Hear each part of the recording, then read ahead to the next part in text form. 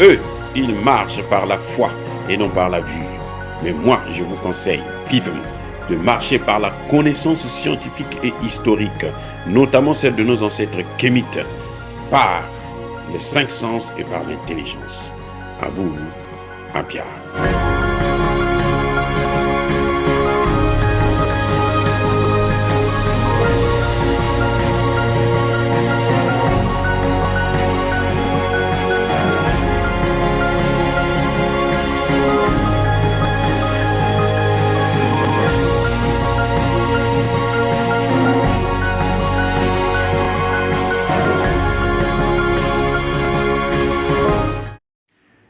Otep à tous, bienvenue sur la chaîne des panafricanistes par essence, par conviction et par excellence. Celle des citoyens kémites par nécessité et obligation de combat. Nous sommes une chaîne qui n'est guidée que par nos ancêtres et rien que par les ancêtres qui appartiennent à l'égrégore du monde noir. Par conséquent, nous ne croyons en aucun dieu venu de l'étranger. Toutefois, cette vidéo n'est aucunement destinée à inciter à la haine ou à la violence, car nous menons un combat qui est d'abord et avant tout spirituel, ensuite il est politique, géopolitique et géostratégique, contre l'impérialisme, le colonialisme, le néocolonialisme et l'endocolonat, sur la base du principe fondamental que nous avons hérité de nos ancêtres kémites, qui est celui de la Mahat, c'est-à-dire solidarité, vérité et justice. Vous êtes donc en droit de connaître la vérité. Et nous avons l'obligation de vous dire la vérité et rien que la vérité, afin que justice soit rendue au continent africain. Et ça, c'est notre modeste contribution dans cette noble lutte en faveur de la souveraineté, la dignité, la solidarité et l'unité africaine. Ça, c'est exactement ce qu'on appelle le panafricanisme. Eh oui, bien-aimés frères et sœurs, je félicite, j'admire, j'apprécie la population du Kivu et le président du Sénat de la RDC. Monsieur le président du Sénat, si vous avez l'occasion de visualiser cette vidéo, je vous dis bravo. Vous êtes le premier grand leader politique congolais à comprendre que la mission des Nations Unies au Congo ne sert à rien du tout. Je répète, la mission des Nations Unies au Congo démocratique, c'est-à-dire la MONUSCO, ne sert à rien du tout. C'est un club de voyous, c'est un club de bandits, c'est un club de criminels. Ils sont là au contraire pour contrôler le gouvernement congolais, pour imposer la possibilité aux rebelles de continuer à déstabiliser l'Est du Congo démocratique afin que les multinationales étrangères de l'OTAN, la France, la Belgique, les États-Unis, l'Allemagne et autres, puissent piller les richesses naturelles. Ils sont là que pour ça. C'est en quelque sorte une force d'occupation. Ça fait 22 ans que nous avons cette mission des Nations Unies au Congo démocratique. 22 ans. Et ils n'ont jamais pu combattre quelques petits groupes de rebelles qui n'ont pas d'État. Enfin, qui sont censés ne pas avoir d'État, puisque d'une part, il y a le Rwanda qui les soutient et il y a l'Ouganda qui les soutient. Mais en réalité, ils n'ont pas d'État officiellement. Et ils n'ont pas la possibilité d'avoir des armes, d'acheter des armes sur le marché international. Donc, les armes qu'ils utilisent là, ce sont des armes que les Occidentaux leur donnent pour déstabiliser le Congo démocratique. Mais il y a une chose, vous allez me dire, ne vous occupez pas des problèmes du Congo démocratique, vous êtes du Congo-Brazzaville, ça ne vous regarde pas, ainsi de suite. Oui, peut-être. Mais sachez une chose, et ça c'est le président Gbagbo qui l'a dit. Lorsqu'on attaque le village A, le village B pense que ça ne le concerne pas. Ce n'est que les autres. Et lorsqu'ils vont finir en découdre avec le village A, ils vont attaquer le village B. Le village C va se dire que non, nous ne sommes pas impliqués. Ce n'est pas nous qui sommes attaqués. Nous sommes heureux, nous sommes bien. On peut continuer à manger et boire et faire la fête. Quand ils vont finir avec le village B, ils vont passer au village C. Et le village D va avoir la même position jusqu'à ce qu'ils arrivent au village Z. Ce qui revient à dire que ce soit le Rwanda, que ce soit l'Ouganda, ils ne sont pas épargnés par le processus de recolonisation du continent africain. Je répète, que ce soit le Rwanda, que ce soit l'Ouganda, que les jeunes Rwandais qui nous écoutent, qui m'écoutent, puissent le comprendre. Je suis docteur en sciences politiques, je persiste et je signe. Que ce soit le Rwanda, que ce soit l'Ouganda, ils ne sont pas épargnés par le principe selon lequel les Occidentaux veulent l'Afrique sans les Africains. Parce que le Rwanda, ce sont des Africains, plutôt les Rwandais, les Ougandais, ce sont des Africains. Donc, ils sont aussi concernés. Au premier chef, on les utilise pour les aider à combattre la RDC, mais après la RDC, on va s'occuper d'eux aussi correctement et parfaitement. Jusqu'à preuve de contraire. C'est pas moi qui le dis. Vous savez que le génocide qu'il y a eu en 1994 au Rwanda, la France est impliquée jusqu'au cou. L'opération turquoise que les Français avaient amenée en 1994, ce n'était pas pour venir sauver la population, ce n'était pas pour éviter la guerre, ce n'était pas pour empêcher le génocide, mais c'était pour faire prendre, échapper, épargner les génocidaires qui avaient travaillé pour la France. Eh oui, bien-aimés frères et sœurs, c'était tout. Donc l'Occident connaît. Et il y a un noir qui était impliqué, qui a facilité cela, parce qu'il travaillait aux Nations Unies, c'est Kofi Annan. Kofi Annan a facilité le génocide. C'est pour ça que pour le récompenser, on l'a nommé secrétaire général de l'Organisation des Nations Unies. Alors que les Africains souhaitaient le renouvellement du mandat de Boutros Ghali. Donc je reviens encore sur ce que je disais tantôt. La population du Kivu a raison sur toute la ligne et ils sont braves d'affronter les casques bleus eux-mêmes. Parce que, on le voit, M. Tshisekedi, il dort. Il n'a rien à faire, il dort. Il continue à caresser les Occidentaux dans le sens du poil.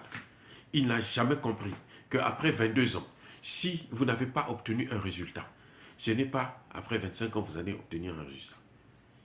La force des Nations Unies au Congo démocratique compte plus de 14 000 soldats. Et ils n'arrivent pas à venir à bout de quelques milliers, 2, 3 ou 5 000, 5 000 c'est même trop, rebelles, Hutu-Rwandais, ou bien quelques rebelles qui viennent de l'Ouganda, ou qui sont soutenus par l'Ouganda. Et c'est incroyable qu'une mission des Nations Unies ne puisse pas assumer ses fonctions telles que le mandat le lui recommande. C'est une mission de maintien de la paix. Donc c'était à eux de faire la guerre, de mener la guerre contre les groupes rebelles. Ils ne le font pas, ils font le business. Ils s'enrichissent, ils prennent les matières premières, ils deviennent des gens, comment on appelle ça, des trafiquants d'or, de diamants, de toutes les matières premières possibles qu'on peut avoir au Congo démocratique. Donc, lorsque le président du Sénat aujourd'hui lève la voix, hausse le ton, je dis bravo, monsieur le président. Bravo. Et j'espère que le président Tshisekedi prendra le train en marche, parce qu'il ne pourra pas continuer comme ça, à jouer avec la mort des populations congolaises. Nous ne tolérerons pas ça. On compte déjà 20 millions de morts au Congo démocratique. Et il y a une mission des Nations Unies qui est là depuis 22 ans. On ne fait que continuer à pleurer nos morts. Ça suffit. Enough is enough. Monsieur Tshisekedi, prenez vos responsabilités. Si vous ne prenez pas les responsabilités, vous voyez ce qui est en train de se passer. Lorsque la justice ne se rend pas dans les lieux habilités à le faire, elle se fait dans la rue. C'est pour ça que vous voyez dans les populations de l'Est, ils en ont marre. Et ils ont raison. Parce que ce sont eux les victimes. Ce sont eux qui subissent. Ils ont le droit de riposter. Ils ont le droit de chasser eux-mêmes. Que l'armée. Vous voyez? Lorsqu'ils sortent là, les Nations Unies, Et l'armée congolaise utilise les bombes lacrymogènes pour disperser la population. Si c'était le gouvernement de transition du Mali qui le faisait, on allait dire qu'il ne respecte pas le droit de l'homme, qu'il ne respecte pas le droit de manifester.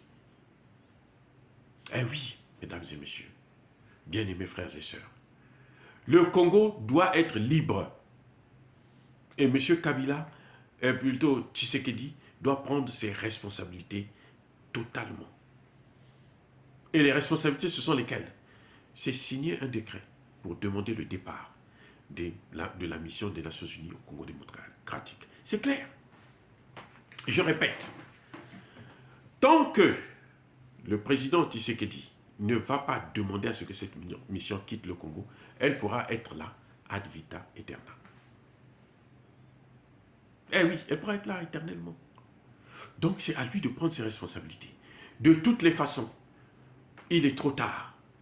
Au point où nous sommes là, cette force-là ne pourra jamais apporter la paix au Congo démocratique. Donc il est temps que les autorités congolaises, notamment le président Tshisekedi, demandent le départ des troupes des Nations Unies. On n'en veut pas, parce que plus il va insister, plus la situation va s'aggraver. Les populations n'en veulent plus. Et c'est ça la vraie démocratie. Lorsque les populations disent « nous ne voulons plus de ça », alors le gouvernement qui est là en place, un gouvernement qui aurait été élu démocratiquement, doit prendre ses responsabilités pour faire ce que la population demande. Que ce soit bien clair. Les Nations Unies ne pourront plus apporter la paix au Congo démocratique. La paix viendra à travers les Congolais. La paix ne viendra pas non plus parce qu'on va demander à la France de venir ouvrir une école militaire au Congo démocratique. C'est faux. La France a échoué au Centrafrique, juste à côté. La France a échoué au Mali. Et on le voit, ceux qui sont en train de réussir, ce sont les Russes. Alors, M. Tshisekedi, vous avez maintenant toutes les cartes en main. C'est à vous de les jouer. Utilisez votre joker. Trouvez-nous un partenaire fiable qui va bien former les militaires congolais et qui va armer ces militaires-là pour qu'ils puissent affronter ces quelques rebelles. C'est possible. La paix est possible au Congo démocratique à une condition, que les Nations Unies sortent d'abord et que le Congo puisse avoir un meilleur partenaire, un partenaire fiable qui est la Russie, et que seuls les militaires congolais sont habilités à régler le problème du Congo. Au problème congolais, la solution congolaise. Oui, bien aimés frères et sœurs, on a accordé l'occasion à l'OTAN et à la France et la Belgique. Maintenant, ça suffit. Ils ont échoué. Ils ne font que nous pousser à compter les morts. Alors, que ce soit, que ça s'arrête là. Que la mission des Nations Unies s'en aille. Pourquoi il n'y a pas de mission des Nations Unies en Europe? Envoyez-les en Ukraine. Et ce serait bien. Envoyez les Nations Unies en Ukraine. L'Ukraine ne fait que ça, ne demande que ça. Envoyez-nous des hommes, envoyez-nous des armes. L'Ukraine a demandé aux Africains d'aller combattre. Non, nous on ne veut pas. C'est les Nations Unies là qui doivent aller combattre pour l'Ukraine. Voilà, envoyez-les en Ukraine. Prenez les 14 000 là, les 13 000 qui sont en Centrafrique, les 14 000 ou 15 000 qui sont au Mali là, vous les envoyez en Ukraine. Ils vont aller sauver Zelensky. C'est tout, c'est ce que nous demandons. Nous voulons être libres et affronter nos problèmes nous-mêmes. Nous sommes prêts à les affronter. Sauf que nous sommes aussi prêts. Nous sommes libres d'avoir nos partenaires. Les partenaires que nous avons eus, les partenaires historiques là, ont échoué lamentablement. Parce qu'ils sont incompétents et ils n'ont pas la volonté de régler nos problèmes. Puisque ce sont eux-mêmes les terroristes, ce sont eux qui amènent l'instabilité dans nos pays afin de pouvoir piller nos matières premières. C'est tout ce qui se passe. Maintenant, ça suffit.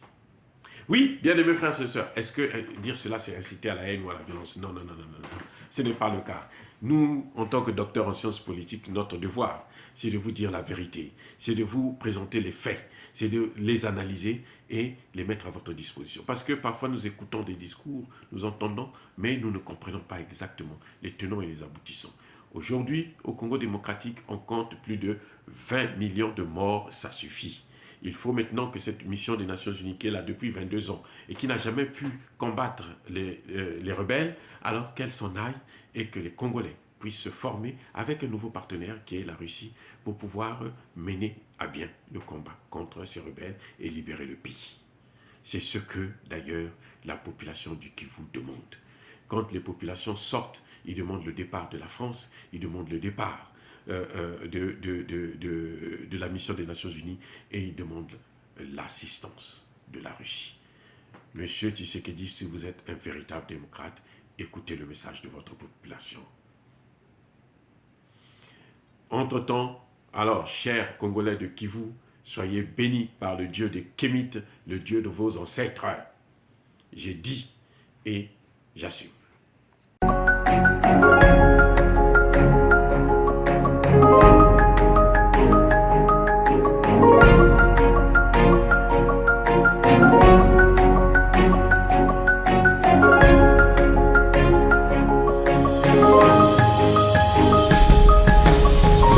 Bien-aimés frères et sœurs, vous connaîtrez la vérité et la vérité vous affranchira. Ça, c'est pas moi qui le dis, c'est la Bible qui le dit.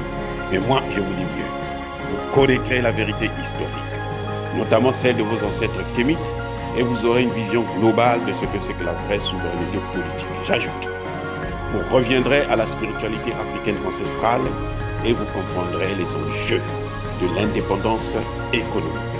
Et pour terminer, vous accepterez votre identité culturelle kémite et vous obtiendrez deux choses. La première, c'est la paix. La seconde, c'est le développement, à une condition.